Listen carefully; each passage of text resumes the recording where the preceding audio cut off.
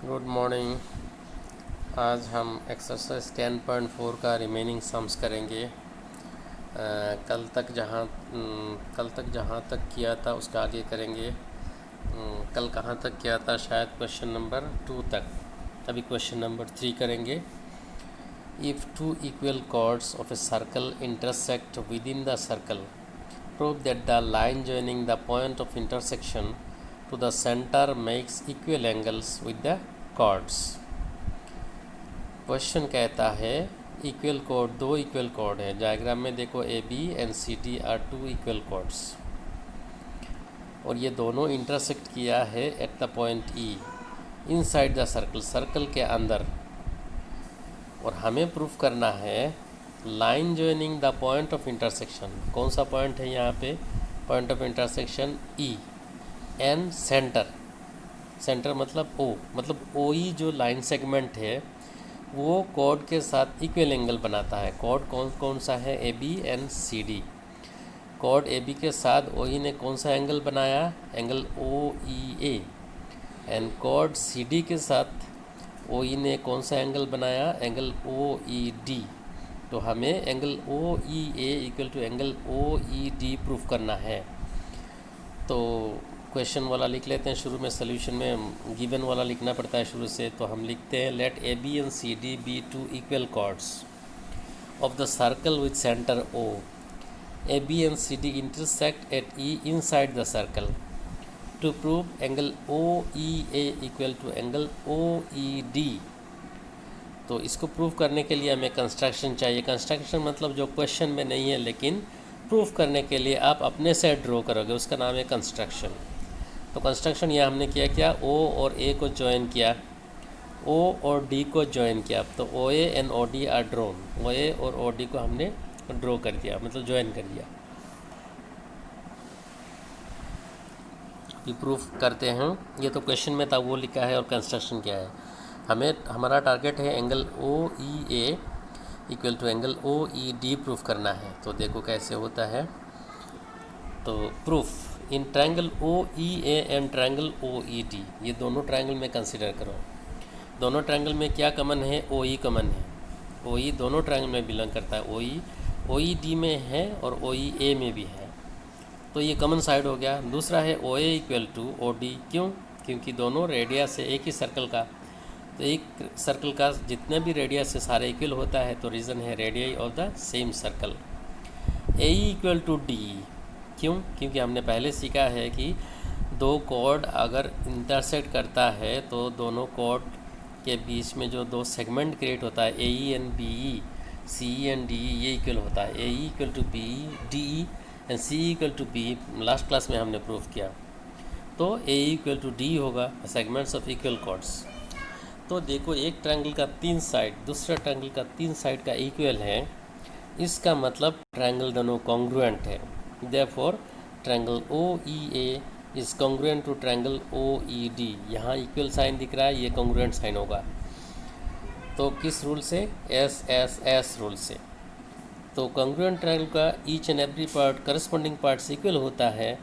तो सिंपलिसिटी से हमें मिलेगा फर्स्ट ट्रायंगल का, मतलब ट्रायंगल ओ ई डी का कौन सा एंगल? ओ ई ए का एंगल ओ ई ए। और सेकंड ट्रायंगल कौन सा? ट्रायंगल ओ ई डी, इसका कौन सा एंगल इक्वल होगा? Angle O E D equal होगा। तो प्रूफ हो गया हमारा। O angle O E A equal to angle O E D, यही तो प्रूफ करना था। तो ये प्रूफ हो गया। फर्स्ट क्वेश्चन हो गया। फर्स्ट क्वेश्चन कहता है दो कॉर्ड इक्वल है और दोनों ने इंटरसेक्ट किया इनसाइड द सर्कल, तो line joining centre and point of intersection जो है वो इक्वल एंगल बनाता है दोनों कॉर्ड के साथ। यही प्रूफ करना था और हमने प्रूफ कर दिया। अब नेक्स्ट क्वेश्चन है, if A line intersect two concentric circles. Concentric circle का मीनिंग क्या होता है? बहुत सारे सर्कल होगा लेकिन सबका सेंटर एक होना चाहिए, तो उसका नाम है कंसेंट्रिक सर्कल। यहाँ दो सर्कल है, दोनों का सेंटर सेम होना चाहिए, यही है मीनिंग कंसेंट्रिक सर्कल का।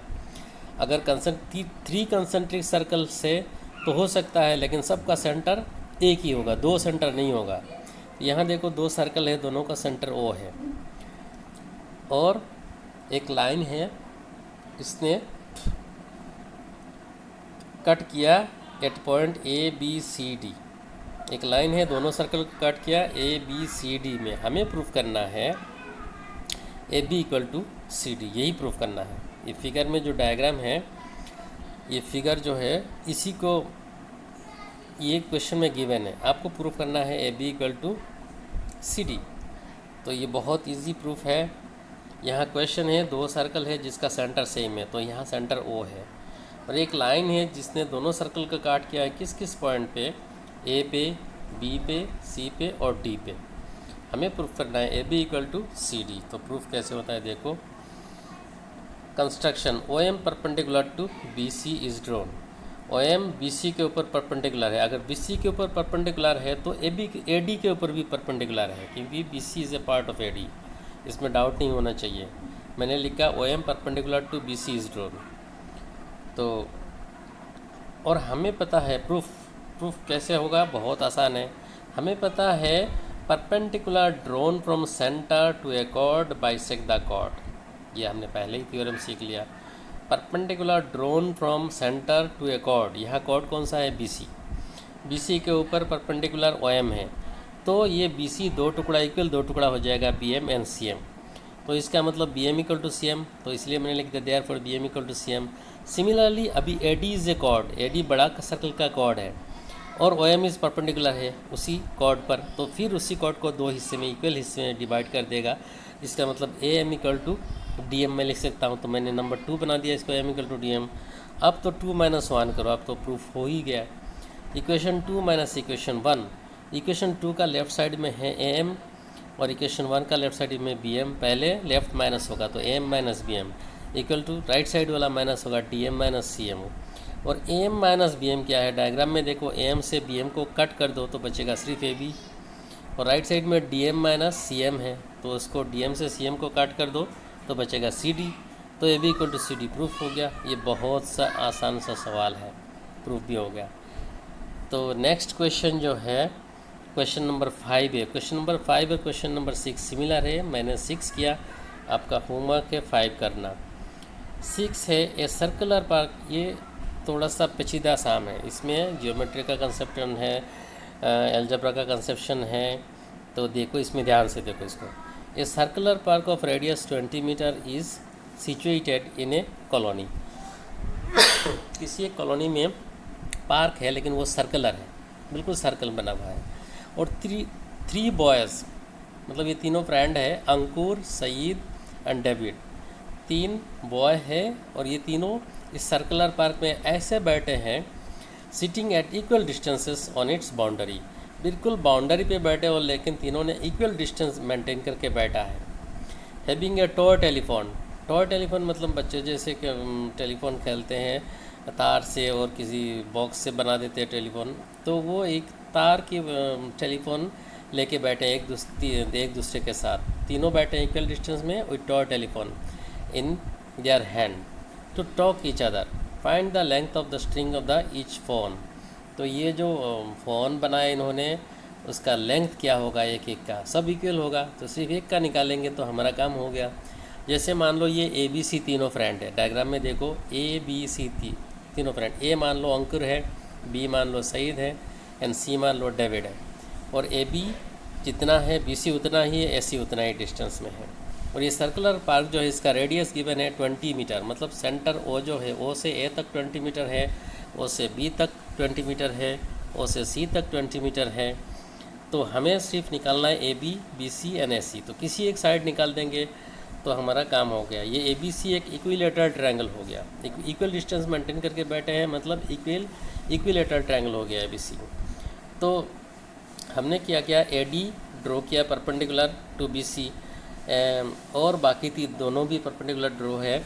अगर इक्विलेटरल ट्रायंगल है और किसी वर्टेक्स से, यहाँ A से उल्टा साइड कौन सा है, BC, इसमें जो परपेंडिकुलर ड्रॉ करोगे वो मीडियन भी होगा और परपेंडिकुलर भी होगा, सब कुछ होगा ये। तो मीडियन मतलब BC को इक्वली 2 पार्ट में डिवाइड कर रहा है, और यहाँ 90 डिग्री भी होगा angle ADB angle ADB 90 degree होगा, एंगल ADC 90 डिग्री होगा।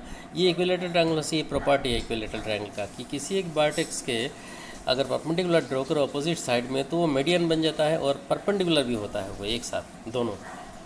तो इसके आधार पर ये ट्रायंगल ए डी बी जो है वो राइट एंगल ट्रायंगल बन गया। तो मान लो बी डी जो है B D equal to X, diagram में देखो B D equal to X मान के चलो आप। तो अभी देखो एक राइट ट्रायंगल बन गया ओ डी बी, ओ क्योंकि O D B angle 90 degree है तो ट्रायंगल बन गया O D B, right angle triangle. और राइट एंगल ट्रायंगल में हमें पाइथागोरस थ्योरम कहता है hypotenuse square equal to other sides का स्क्वायर एंड ऐड। तो यहाँ हाइपोटेन्यूज कौन सा है, यहाँ हाइपोटेन्यूज है ओ बी और अदर साइड से O D and B D. तो क्या होगा, O B square equal to O D square plus B D square. तो ओ बी का वैल्यू तो 20 है, क्यों, क्योंकि ये रेडियस है। ओ बी हमारा सर्कल का रेडियस था, सर्कुलर पार्क का रेडियस था 20, तो ओ बी इज रेडियस, तो 20 square equal to B D का वैल्यू एक्स है, बी डी की जगह मैंने एक्स स्क्वायर लिख दिया, और ओ डी का कोई वैल्यू नहीं है, ओ डी स्क्वायर को ओ डी स्क्वायर ही रहने दो। तो implies 20 square is 400 and equal to X square plus O D square. अभी O D square equal to कितना होगा, 400 माइनस एक्स स्क्वायर, क्योंकि एक्स स्क्वायर लेफ्ट में माइनस होकर आएगा, और O D equal to root over 400 minus X square. इसको यहीं पे रखो, ओ डी का वैल्यू हमारा निकला है 400 minus X square under root. अभी एरिया ऑफ इक्विलेटरल ट्रायंगल का फॉर्मूला है root over 3/4 into side square. कोई भी एक साइड होगी, तीनों साइड इक्वल है, तो root over 3/4 into side square.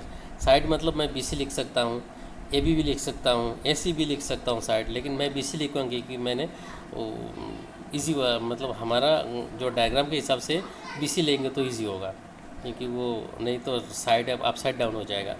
तो root over 3/4 into B C square. तो बी सी को क्या लिख सकता हूँ मैं, ट्वाइस बी डी, क्योंकि ये ए डी जो है बी सी को बाइसेक्ट करता है, तो बी सी को मैं लिख सकता हूँ ट्वाइस बी डी। तो देखो मैंने नेक्स्ट में क्या area of triangle A B C equal to root over 3/4, B C की जगह 2 बी डी स्क्वायर लिख दिया, 2 बी डी ये whole thing square, 2 B D whole thing square. Square तो ऊपर होना चाहिए, थोड़ा अंदर हो गया, इसको मैं करेक्ट कर दूंगा, स्क्वायर ब्रैकेट के बाहर होगा। तो नेक्स्ट लाइन में रूट ओवर 3/4, 2 का स्क्वायर है, 2 अगर स्क्वायर करोगे तो 4 होगा, और बी डी स्क्वायर इस बी डी स्क्वायर, ये साइड स्क्वायर है, ब्रैकेट दो या ना दो वो एक साइड है, समझा जाएगा ये एक ही है, इसमें ब्रैकेट की ज़रूरत नहीं पड़ती। लेकिन ब्रैकेट वो जो ऊपर वाला जो स्क्वायर है वो ऊपर होना चाहिए, ब्रैकेट के बाहर होना चाहिए, वो मैं ठीक कर दूंगा। ये थोड़ा गलत हो गया यहाँ पे, अब जब कंटेंट मिलेगा उसमें सही कर दूंगा। तो root over 3/4 into 4 into B D square, 4 cancel हो गया तो बचा रूट ओवर 3, और बी डी मेरा एक्स लिया था तो रूट ओवर 3x स्क्वायर हो गया। इसको इक्वेशन 1 मान के चलो।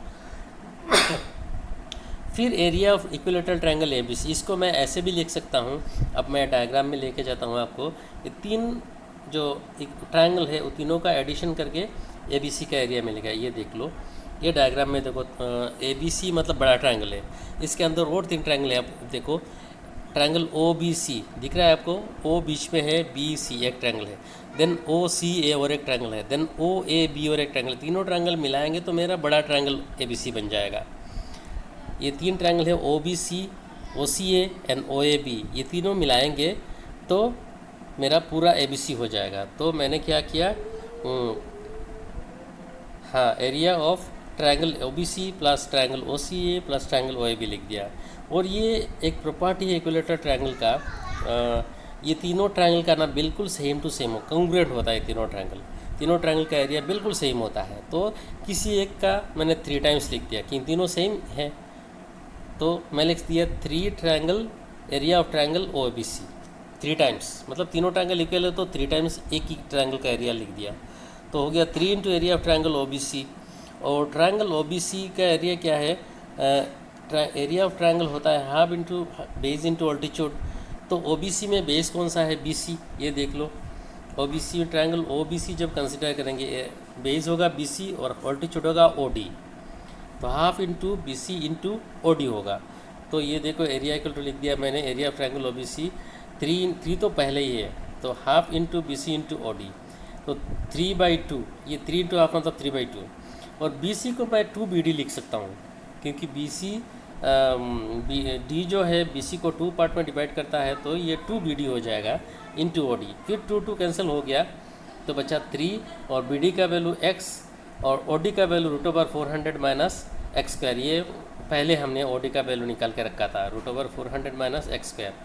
तो वन में भी वन क्या है, इक्वेशन वन जो है वो भी एरिया ऑफ ट्रायंगल ABC है, और इक्वेशन टू जो है ये भी एरिया ऑफ ट्रायंगल ABC है। दोनों सेम ट्रायंगल का एरिया है, तो मतलब दोनों इक्वल होना चाहिए। एक ही ट्रायंगल का एरिया तो अलग नहीं हो सकता। ऊपर वाला भी ट्रायंगल ABC का एरिया है, और अभी टू जो है ये भी ट्रायंगल ABC का एरिया है, तो ये दोनों इक्वल होगा। तो from 1 and 2 √3x² equal to 3x into √400 minus x²। अभी देखो पूरा अलजेब्रा, अभी ज्योमेट्री है ही नहीं, तो √3 स्क्वायरिंग बोथ साइड, रूट है तो स्क्वायर करेंगे तो रूट गायब हो जाएगा। √3 into x² whole square equal to 3x into √400 minus x² whole thing square. Square करेंगे √3 का स्क्वायर है 3, और x² का स्क्वायर है x⁴ इक्वल टू 3 का स्क्वायर है 9, और x का स्क्वायर x², और ये √400 माइनस x² का रूट गायब हो जाएगा, स्क्वायर उड़ा ले जाएगा ये, तो हो जाएगा 400 माइनस x²। अभी सिंप्लीफाई 3 से कट करो पूरा दो साइड को, 3 से कट करेंगे तो लेफ्ट वाला 3 गायब, राइट वाला 3 3 ज़ा 9 3 हो गया। अभी x² से दोनों को कट कर सकता हूँ, तो x² से अगर डिवाइड करता हूँ तो लेफ्ट वाला बन जाएगा x², और राइट वाला बन x² गायब हो जाएगा, x² कट करके 1 बनाएगा। तो हो गया मेरा x² equal to 3 into 400 minus x²। यहाँ सिर्फ अलजेब्रा है, ज्योमेट्री है ही नहीं, ये अलजेब्रा है। तो implies x² equal to 3 into 400 मतलब 1200 minus 3 into x² is 3x²। अभी अगर 3x² राइट वाला मैं लेफ्ट में ले आता हूँ तो हो जाएगा प्लस 3x², और ऑलरेडी लेफ्ट में मेरा x² है तो बन जाएगा 4x² equal to right side में बचा 1200। तो 4x² equal to 1200 implies x² equal to 300, 4 से कट करेंगे तो 300 बचेगा। तो x इक्वल टू रूट पर लग जाएगा 3 इंटू 100, 300 मतलब 3 इंटू 100, और 100 का स्क्वायर रूट है 10, तो ये रूट से बाहर आ जाएगा और √3 अंदर ही रहेगा, तो हो गया 10√3। x क्या था मेरा BD, तो BD इक्वल टू 10√3। मैं दोनों साइड को 2 से मल्टीप्लाई कर देता हूँ, क्यों करता हूँ अभी समझ में आएगा। 2BD मतलब 2 इंटू 10√3, तो 2BD जो है वो BC बन जाएगा। पहले ज्योमेट्री से देखो, 2BD मतलब BC पूरा लेंथ आ जाएगा, तो हो गया BC इक्वल टू 2 इंटू 10 20√3। तो BC क्या है, दोनों एक दो B और C फ्रेंड का डिस्टेंस है, तो ये हो गया मेरा तार का distance. Therefore length of string of each phone is 20√3 metre. तो ये फ्रेंड जो है 20√3 मीटर लेंथ का वायर लेके बैठे हैं, या तार जो भी है वो लेके बैठे हैं, so that they can talk to each other. तो ये था एक्सरसाइज 10.4, ये कंप्लीट है, एग्ज़ाम बचा है, वो आपका होमवर्क है, वो आप करोगे। तो ये जो लास्ट साम है इसमें अलजेब्रा भी है, ज्योमेट्री भी है, पाइथागोरस थ्योरम में सब कुछ है, ये थोड़ा मिक्सचर है, और ये कभी कभी अच्छा बड़ा मार्क्स के लिए आ जाता है कभी कभी। तो ये वीडियो आपको ध्यान से देखना, लास्ट वाले शाम को, पहले दोनों तो इजी है, तो बाकी अब कंटेंट में मैं थोड़ा ठीक कर देता हूँ।